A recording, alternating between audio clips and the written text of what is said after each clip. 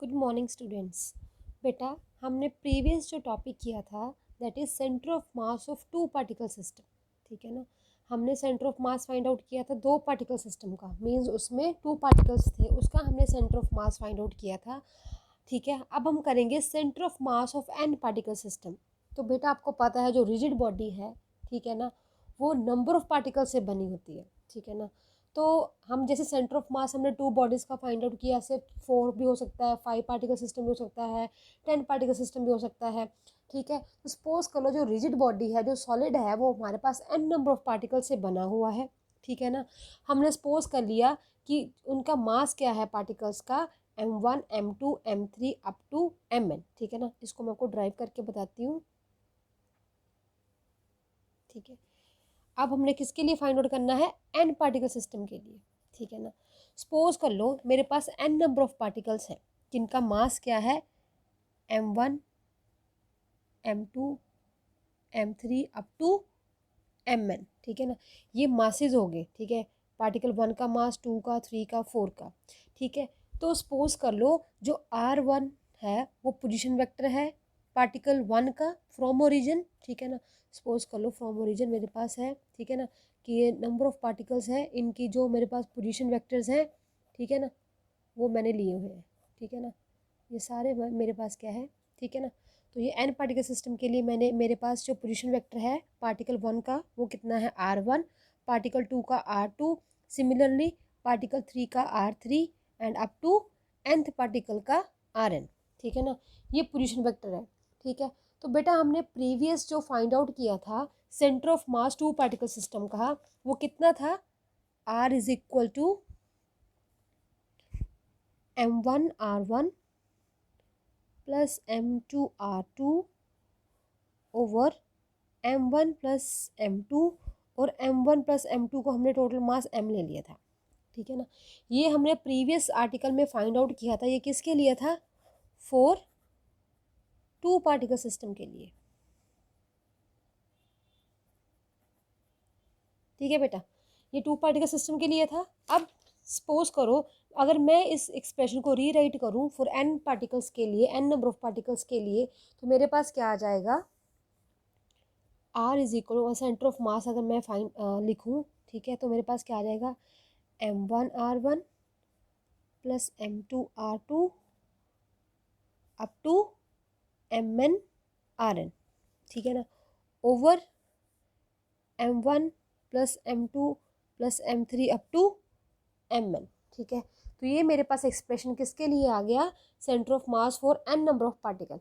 अगर बच्चे मैं इसको रीराइट करूँ फिर से इन समीशन फॉर्म, यह है समीशन, समीशन मीन्स सम।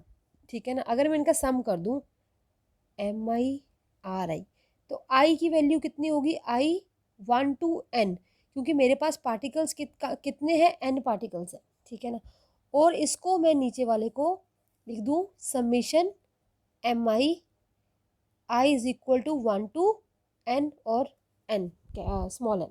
ठीक है, तो ये मेरे पास इसको लिखने का ये तरीका है। ठीक है, समीशन मीन्स अगर मैं आई की वैल्यू 1 पुट करूँ फर्स्ट पार्टिकल के लिए आ जाएगा, 2 की वैल्यू सब्सिट्यूट करूँगी आई की वैल्यू 2, तो सेकंड पार्टिकल के लिए अप टू n, मीन्स मैं n के लिए इसको फाइंड आउट कर सकती हूँ।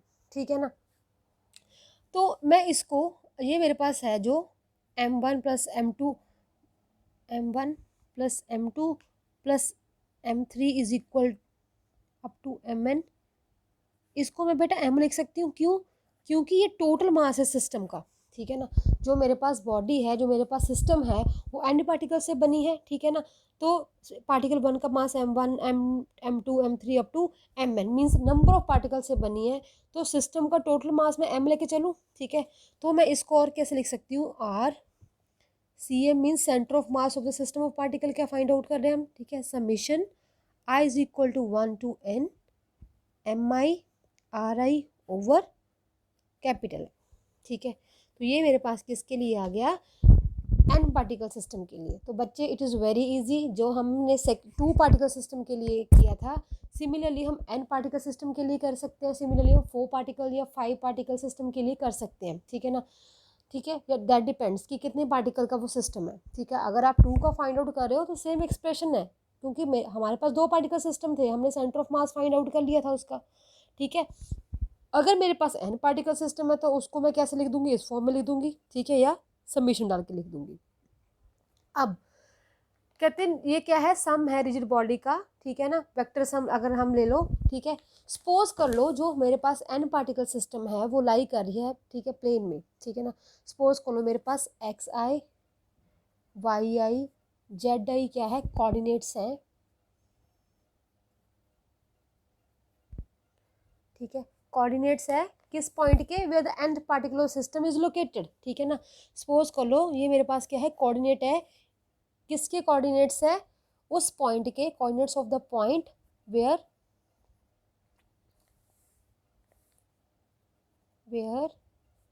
nth पार्टिकल इज सिचुएटेड, ठीक है ना। तो ये मेरे पास क्या है, X I Y I Z I क्या है, कोऑर्डिनेट्स है, ठीक है, किसके है, nth पार्टिकल सिस्टम के। अगर मैं nth पार्टिकल या ith पार्टिकल मीन्स जो लास्ट पार्टिकल है, ठीक है ना, अगर मैं उसका पोजीशन वेक्टर ले लूँ तो मेरे पास क्या आ जाएगा, ये मतलब लास्ट वाला पार्टिकल है, आर एन लिख सकते हो, आर आई लिख सकते हो, दैट डिपेंड्स अपॉन यू, ठीक है ना। तो उसका मेरे पास क्या आ जाएगा, एक्स आई प्लस जे वाई आई के cap Z I, I means जो आइथ पार्टिकल है, ठीक है ना। ये मेरे पास क्या है, यूनिट वेक्टर्स है, आई कैप जे कैप के कैप, ठीक है। तो जो मेरे पास पोजीशन आएगी आइथ पार्टिकल की या nth पार्टिकल की, वो क्या आ जाएगी, x I cap plus J cap Y plus K cap Z, ठीक है। तो मैं अगर मेरे पास कहते हैं एक्स वाई जेड क्या है, कोऑर्डिनेट्स है किसके, centre of mass of the system के, ठीक है। अगर ये क्या है मेरे पास एक्स वाई जेड क्या है, सपोज कर लो किसके कोऑर्डिनेट्स हैं, ये सेंटर ऑफ मास के ऑफ एन पार्टिकल सिस्टम के, ठीक है ना। ये किसके लिए थे हमने, जो आइथ पार्टिकल है, जो हमारा nth पार्टिकल है, सपोज कर लिया उसके कोऑर्डिनेट्स क्या है, X I Y I Z I. जो बेटा हमारे पास सेंटर ऑफ मास है, जो पार्टिकल जो हमारे पास n पार्टिकल सिस्टम का सेंटर ऑफ मास यहाँ पे लाई कर रहा है, उसके कोऑर्डिनेट्स हमने ले लिए एक्स वाई जेड, ठीक है ना।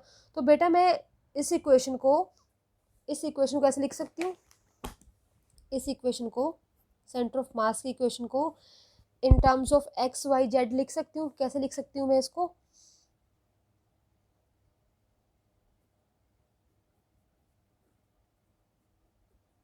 Plus K Z is equal to 1 capital M, हमने कॉमन निकाल लिया था, I is equal to 1 to n और एम आई आर आई।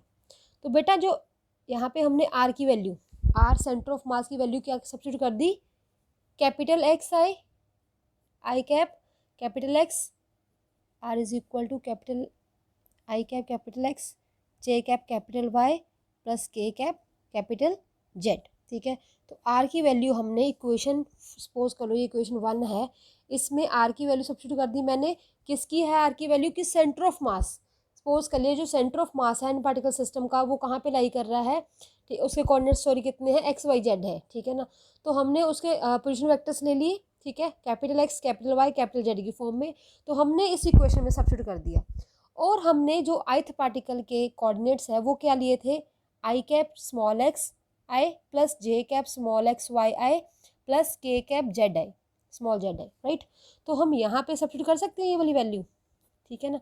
क्या आ जाएगी हमारे पास, I X I cap X plus J cap Y plus K cap Z is equal to 1 capital M, capital M is a mass of the system, ठीक है, total mass of the system, summation I is equal to 1 to n M I, क्या है R I की value, I cap X I J cap Y I plus K cap Z I, right.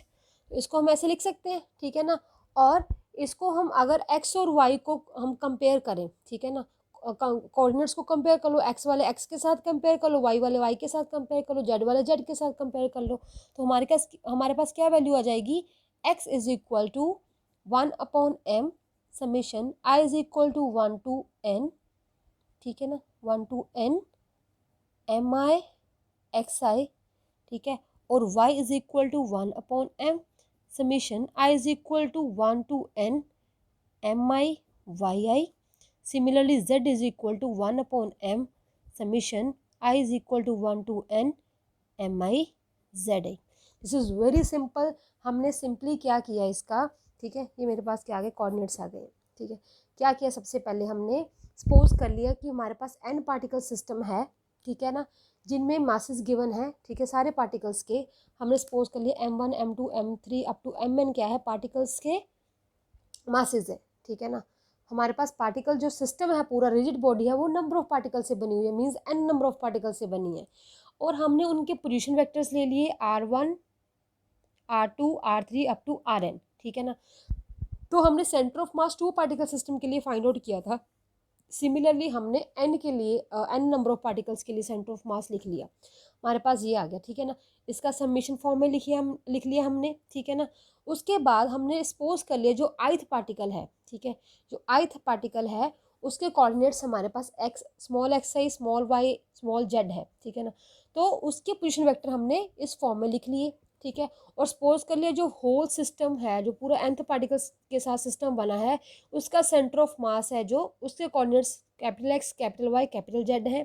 ठीक है ना, हमने दोनों की value, small r की वैल्यू, ठीक है ना, मींस ith पार्टिकल की जो पोजीशन वेक्टर है उसकी वैल्यू, और सेंटर ऑफ मास की जो पोजीशन वैल्यू हमने इक्वेशन नंबर 1 में सब्स्टिट्यूट कर दी. ठीक है ना, 1 में सब्स्टिट्यूट कर दी. उसके बाद हमारे पास क्या वैल्यू बन गई, ये xi yj plus Z K is equal to summation mi ri की वैल्यू भी यहाँ पे सब्स्टिट्यूट कर दी. ठीक है, उसके बाद क्या किया हमने, x वाले कोऑर्डिनेट्स कंपेयर कर लिए y वाले, z वाले. तो मेरे पास क्या वैल्यू आ गई, x की, y की, z की. ठीक है, तो this is the number of particles, we can say atoms और मॉलिक्यूल्स भी हम कह सकते हैं, in a rigid body of a finite size is so large that it is impossible to carry on out a summation over individual particle in these equation. ठीक है ना, तो हम कहते हैं जो हमारे पास हम ये बॉडी मतलब इतनी ज़्यादा हमारे पास साइज़ है, तो इतना लार्ज होता है.